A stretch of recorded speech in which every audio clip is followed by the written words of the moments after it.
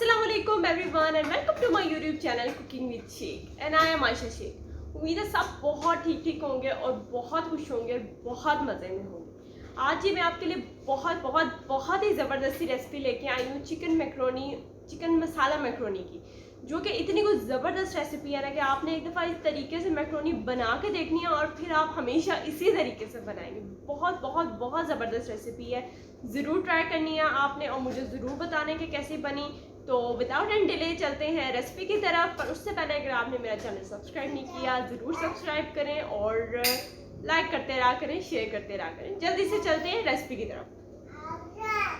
बिस्मिल्लाहिर्रहमानिर्रहीम। चलें जी रेसिपी शुरू करते हैं। सबसे पहला स्टेप है चिकन को मैरिनेट करना। चिकन को मैरिनेट करने के लिए मैं ऐड कर रही हूँ चिकन।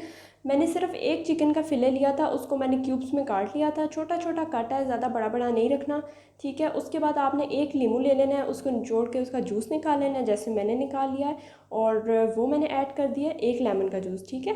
उसके बाद ये लहसुन का पेस्ट है, लहसुन का पेस्ट 1 टेबलस्पून है, थोड़ा कट्ठा हुआ था इसको, इसलिए आपको कम लग रहा है। उसके बाद हाफ़ टी स्पून के करीब मैंने काली मिर्च का पाउडर ऐड किया है, हाफ़ टी स्पून ही नमक ऐड किया है, और साथ ही साथ मैं 1 टेबलस्पून भर के चिली सॉस ऐड कर रही हूँ। ये बहुत ही आसानी से आपको मिल जाता है। अब हमने इस सारे के सारे मिक्सचर को अच्छे से चंगी तरह मिक्स कर लेना है, मिक्स मिक्स मिक्स मिक्स, और 15 मिनट के लिए मैरिनेट करके साइड पे रख देना है। ओके। सेकंड स्टेप है हमारा पास्ता सॉस प्रिपरेशन, यानी पास्ता सॉस का बनाना। उसके लिए मैं ले रही हूँ 1 टमाटर मीडियम साइज़ का, 2 से 3 लहसुन के पीसेस ले रही हूँ, और हाफ़ के करीब प्याज लिया। इस सब को आपने ग्राइंडर में ऐड कर देना है, ठीक है। उसके बाद नमक मिर्च देख लेते हैं कि हमने नमक मिर्च में क्या ऐड करना है। 1/3 टीस्पून के करीब मैंने काली मिर्च पाउडर ऐड किया, यानी कि टीस्पून का तीसरा हिस्सा। 1/3 टीस्पून ही मैं रेड चिली पाउडर ऐड कर रही हूँ। यहाँ जी अजलान साहब आ गए थे और ग्राइंडर पे बस झपट्टा मारने लगे थे तो मैं ग्राइंडर हटा रही थी। हाफ़ टी स्पून आपने नमक ऐड करना है, और 2 टेबलस्पून आपने भर भर के केचप के ऐड कर देने हैं। अब आप सबको पता है कि जब भी हमने ग्राइंडर यूज़ करना होता है, अगर हम थोड़ा सा पानी ऐड ना करें तो चीज़ें मिक्स नहीं होती, इसीलिए आपने बिल्कुल ज़रा सा पानी ऐड करना है ताकि ये सारा कुछ आप ग्राइंड कर सकें, मिक्स कर सकें। और यही सब चीज़ें थी जो मैंने ऐड की हैं, इन सब को आपने ग्राइंड कर लेना है और इस तरह से पेस्ट बना लेना है। ये हमारा पास्ता सॉस रेडी हो गया। अब हम आते हैं तीसरे स्टेप पे। तीसरे स्टेप का मतलब है चूल्हे पे चढ़ा दें, हर चीज़ चूल्हे पे चढ़ा दें।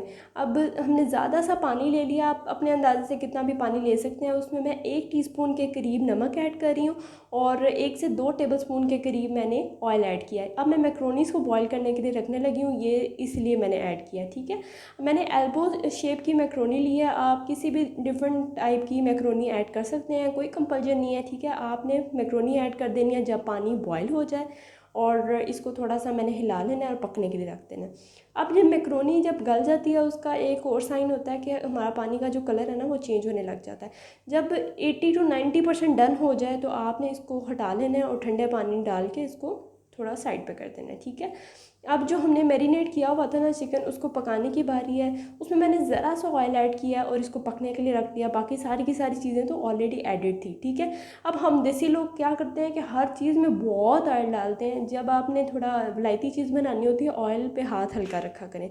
हमने 15 मिनट के करीब चिकन को कुक किया था और ये तकरीबन रेडी हो गया था। देखें कितना प्यारा गोल्डन ब्राउन सा शेड आ रहा है। इसको मैंने साइड पे कर लिया प्लेट में से, और इस मसाले को जो साइड साइड पे लगा हुआ है इसको इसी में रहने दिया ताकि इसी में मैं सब्ज़ियां फ्राई कर सकूं। ज़रा सा ही मैंने ऑयल ऐड किया है, और अब मैं ऐड करूँगी प्याज। प्याज मैंने तकरीबन हाफ़ प्याज लिया, यहाँ लाइटें थोड़ी ज़्यादा हो गई थी, आपको प्याज शायद थोड़ा नज़र कम आ रहा हो, पर ये मैंने प्याज ऐड किया है, हाफ़ प्याज ऐड किया है। इसको इसी मसाले में फ्राई किया, और साथ ही साथ एक गाजर ऐड कर दी है जिसको मैंने क्यूब्स में छोटा छोटा करके काटा हुआ है, ठीक है। अगर मैं यहाँ पर रेसिपी रिकॉर्ड ना करी होती ना तो मैं चिकन में ही सारा कुछ ऐड कर लेती और एक ही दफ़ा कर लेती फ्राई, पर अभी मैंने आपको दिखानी थी तो मैंने कहा कि सारी चीज़ें अलग अलग करें। फिर मैंने एक शिमला मिर्च ली और उसको भी मैंने क्यूब्स में काटा हुआ था, वो भी मैंने ऐड कर दिया है, ठीक है। इसको भी आपने इसी सब में फ्राई कर देना। जब आप इसी मसाले में फ्राई करेंगे ना तो उससे क्या होगा कि जो चिकन जिसमें आपने चीज़ें मैरिनेट करी हुई थी चिकन में जो जो ऐड किया हुआ था उसका फ्लेवर इसमें आ जाएगा। अगर आपने दूसरा तरीका अपनाना है जो कि मैंने अपनाना था अगर मैं वीडियो रिकॉर्ड ना करी होती, यानी चिकन में सारा कुछ आपने ऐड कर देना, प्याज गाजर और शिमला मिर्च उस तरह भी फ्राई हो जाएगा। ठीक है, ये हमारा वेजेस फ्राई हो गई थी। अब हमारा तीसरा आखिरी स्टेप है, इसके बाद कोई स्टेप नहीं है। 1 से 2 टेबलस्पून मैंने ऑयल ऐड किया। आप ऑयल की जगह बटर भी ऐड कर सकते हैं, बटर से भी बहुत अच्छा फ्लेवर आता है। उसके बाद मैं ऐड कर रही हूँ 1 टेबलस्पून के करीब गार्लिक पेस्ट, यानी लहसुन का पेस्ट। इसको मैंने थोड़ा थोड़ा फ्राई कर लेना, ज़्यादा फ्राई नहीं करना आपने, लहसुन को साड़ना नहीं है हल्का हल्का फ्राई करना है। उसके बाद 1 टेबलस्पून के करीब मैंने मैदा ऐड किया और इसको थोड़ा सा कर लिया है मिक्स। इसमें आपने ये ध्यान रखना है कि फ़ौरन से आपने मिक्स करने लग जाना है, ताकि कोई भी आपकी गुठलियाँ वगैरह जो होती हैं लम्स ना पड़े। आपने ठंडा दूध ऐड करना है, गर्म दूध मत ऐड कीजिएगा। ठंडा दूध ऐड करेंगे तो उससे गुठलियाँ नहीं बनेगी। अब आपने थोड़ा थोड़ा करके दूध ऐड करना है जितनी आपको रिक्वायरमेंट है। उसके बाद मैंने एग बीटर ले लिया, जिसे हम अंडा भी फेंटते हैं या जिसे हम विस्कर भी कहते हैं। ठीक है, उससे मैं इसको प्रॉपर्ली मिक्स कर लूँगी। अब इसको मैंने प्रॉपर्ली मिक्स कर लिया था, इसकी कंसिस्टेंसी बिल्कुल इवन हो गई थी। इस स्टेज पे मैंने एक चीज़ का स्लाइस लिया और वो ऐड कर दिया। ऑलरेडी जब आप मैदा ऐड करते हैं ना, तो वो गाढ़ा गाढ़ा चीज़ी हो जाता है। इसकी वजह से आप जब एक चीज़ का स्लाइस भी ऐड करेंगे तो बहुत चीज़ी हो जाएगा। लिहाजा मैंने बस खाली एक ही चीज़ का स्लाइस ऐड किया था, उसको मेल्ट होने के लिए रख दिया था। उसके बाद जो मैंने अपना पास्ता सॉस बना के रखा था वो ऐड कर रही हूँ मैं। पहले मैंने हाफ़ पास्ता सॉस ऐड किया था, क्योंकि मैं देखना चाहती थी कि नमक मिर्च का क्या हिसाब है। फिर मुझे समझ आ गई थी कि जितना मैंने पास्ता सॉस बनाया वो मैं सारा ऐड कर दूँगी तो कोई मसला नहीं होगा। तो फिर मैंने सारा का सारा पास्ता सॉस ऐड कर दिया था ऐसे करके। ठीक है, इसको आपने सारा का सारा मिक्स कर लेना है। फिर आपने ऐड कर लेना है नमक मिर्च अकॉर्डिंगली ऐड करना है। हाफ़ टेबल स्पून से थोड़ा सा ज़्यादा नमक लिया है मैंने। थोड़े से मैं चिली फ्लेक्स ऐड कर रही हूँ और थोड़ा सा ऑरेगनो ऐड कर रही हूँ। इससे बहुत ही ज़बरदस्त और कमाल का फ्लेवर आता है और खुशबू भी बहुत प्यारी आती है।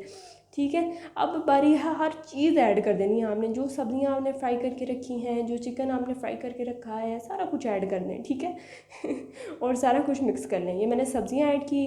उसके बाद मैं ऐड कर रही हूँ चिकन। चिकन भी आ गया, चिकन भी मैंने ऐड कर दिया और इस सब को मैंने मिक्स कर लेना है। आपने इसको इतना गाढ़ा होने देना है कि बिल्कुल लास्ट पे आपने मैक्रोनीज ऐड करनी है, ताकि मैक्रोनी जो है ना वो टूटे नहीं। ठीक है, अब इस स्टेज पे आके ना, इस स्टेज पे हाँ जी मुझे फील हुआ था कि इतना गाढ़ापन ठीक है। तो फिर इस स्टेज पे मैंने अपनी जो मैक्रोनीज बॉईल करके रखी हुई थी वो ऐड कर दी थी, ताकि मैक्रोनी ऐड करने के बाद मुझे ज़्यादा डोइयाँ ना मारना पड़े और ज़्यादा इसको पकाना ना पड़े, अदरवाइज़ मैक्रोनीज टूट जाती हैं। ठीक है, ये मैंने इसको अच्छे से कर लिया था मिक्स। और मिक्स करने के बाद ये देखें आप जी, बहुत ज़बरदस्त, बहुत यमी लग रही है, बिल्कुल रेडी थी। अभी हम इसको जल्दी से प्लेट में निकाल लेते हैं और फिर इंजॉय करते हैं।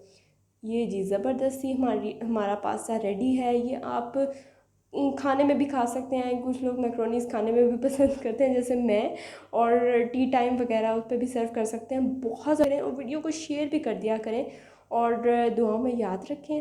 अगली वीडियो तक के लिए जी अल्लाह हाफिज़।